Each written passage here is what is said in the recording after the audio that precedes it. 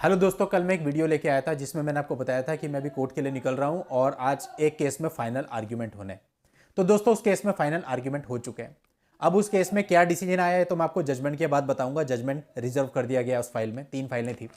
लेकिन दोस्तों कुछ तथ्य मैं आपको बताना चाहूंगा जिससे आप लोगों को बहुत कुछ सीखने को मिलेगा और अपने अपने केसेज को कैसे लड़ना है और कैसे जीतना है यह भी जानने को मिलेगा। देखिए दोस्तों, आप अधिकतर जो बेस्ड होते हैं आज के समय पे, जो आप विश्वास करते हैं वो विश्वास करते हैं आपके पास जो रिकॉर्डिंग अवेलेबल होती है उन पर, जो व्हाट्सएप चैट अवेलेबल होती है उन पर, या जो वीडियो रिकॉर्डिंग्स होती हैं उन पर।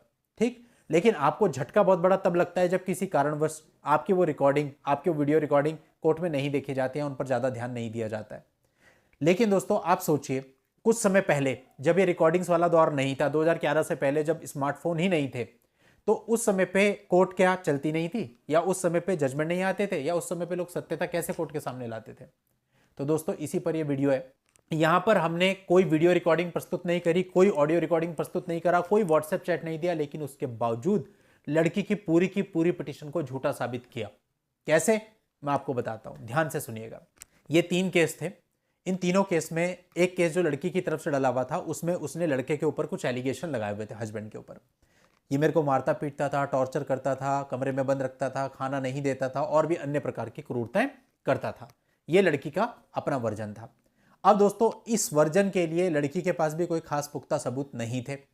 और दोस्तों देखिए, अब उसने ये सारी बातें अपनी पिटीशन में तो लिख दी, हमारे पास भी कोई सबूत नहीं थे कि यार मुझसे डिनाई कर रहे हैं, हम मना कर रहे हैं, हमने ऐसा नहीं किया, तो हमारे पास भी कोई पुख्ता एविडेंस नहीं है। अब दोस्तों ऐसे में एक ही चीज सबसे इंपॉर्टेंट है, वो है आपका क्रॉस एग्जामिनेशन, कि आपने गवाहों को क्रॉस एग्जामिन कैसे किया। अब दोस्तों इस मामले में टोटल 3 गवाह थे, वादिनी को मिला के जिसने केस किया था। अब दोस्तों वादिनी तो अपने पति के साथ रही है, इसीलिए वो एलिगेशन लगा रही है। अब दोस्तों क्रॉस में हमने यहाँ पे कुछ ऐसा निकलवा लिया जिससे वादिनी का केस पूरा झूठा साबित हो गया। क्या, देखिए, जो 3 गवाह थे, 3 में एक तो वादिनी हो गई, 2 उसके अन्य रिश्तेदार हैं। उन रिश्तेदारों से हमने ये पूछा कि क्या आप वैवाहिक जीवन के दौरान कभी वादिनी के पति, यानी जिस पे केस हो रखा है, उससे कभी मिले थे। उन्होंने मना कर दिया कि हम उससे कभी नहीं मिले थे, और भी हमने इस तरह की चीजें निकलवा ली, कभी संपर्क नहीं रहा।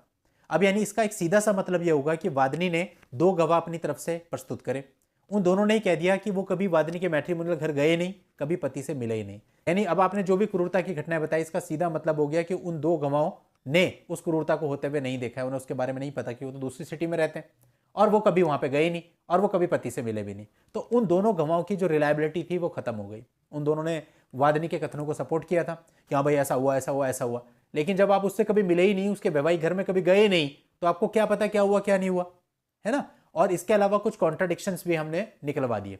यानी अपनी ही क्रॉस में एक जगह उन्होंने कुछ बोला है, दूसरी जगह कुछ बोला है, यानी एक ही क्वेश्चन तो अलग अलग प्रकार से रिपीट हुआ और दोनों के आंसर उन्होंने अलग दिए। अब हम वादिनी पे आ जाते हैं। वादिनी ने सीधा सीधा यही कहा था, एज यूजुअल जो होता है ये फिक्स आजकल पैटर्न, कि मेरे को मारा पीटा, ये किया वो किया, और मैं किसी तरह से अपनी जान बचा करके अपने मायके आ गई। अब दोस्तों क्रॉस में हमने जो सेपरेशन डेट थी, सेपरेशन डेट के बारे में वादिनी से पूछा, तो उसकी क्रॉस में यह निकल करके आया कि फला फला तारीख को मेरे पति मुझे बस में बिठाने आए थे, मेरे को बस में बिठा दिया। अब जब हमने पूछा कि बस की टिकट किसने कराई थी, बोला मेरे पति ने कराई थी। आपको कुछ पैसे दिए थे? हाँ पैसे भी दिए थे, और यहां पर पहुंचने पर मैंने अपने पति को सूचित भी कर दिया था कि मैं सकुशल पहुंच गई हूं। यह क्रॉस में पूरा पैराग्राफ आ रखा था। अब इट मीन्स वो खुद यह एडमिट कर रही है कि वो सकुशल पूर्ण रजामंदी के साथ अपने मायके में आई है, लेकिन पिटीशन में कुछ और ही लिख रही है। तो दोस्तों जो ये क्रॉस एग्जामिनेशन था, इस क्रॉस एग्जामिनेशन से सब कुछ हमारे फेवर में आ गया। क्यों? क्योंकि जो वर्जन उसने अपनी पिटीशन में बोला उसका जस्ट अपोजिट यहां पे।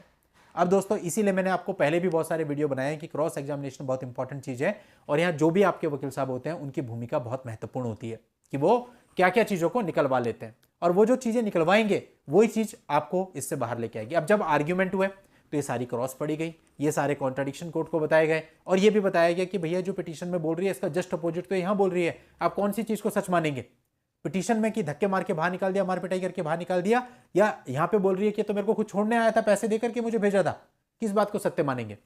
तो दोस्तों कोर्ट के सामने भी ऐसे में दुविधा हो जाती है। जब चीजें ऑन रिकॉर्ड आ जाती हैं तो कोर्ट को सारी चीजें कंसीडर करनी पड़ती हैं, देखनी पड़ती हैं। अब ऐसे में हमें पूरी उम्मीद है कि तीनों केस के जजमेंट हमारे फेवर में ही आएंगे। बाकी हो सकता है ना आए, क्योंकि कोर्ट तो कोर्ट है, कुछ भी हो सकता है, मुकदमा है।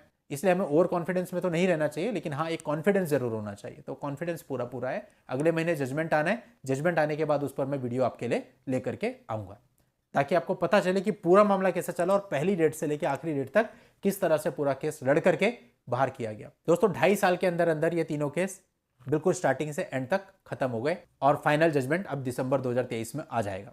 तो दोस्तों अगर आप सही से मुकदमे लड़ते हो तो मुकदमे ज़्यादा खिंचते भी नहीं है, जल्दी खत्म हो जाते हैं। बहुत हद तक आप लोगों पर डिपेंड करता है, बहुत हद तक इस बात पे डिपेंड करता है मुकदमों को लड़ा कैसे गया है। दोस्तों आज के इस वीडियो में इतना ही। नेक्स्ट वीडियो में नई जानकारी के साथ मैं आपसे फिर मिलता हूं। तब तक के लिए good bye and thank you for watching. Take care.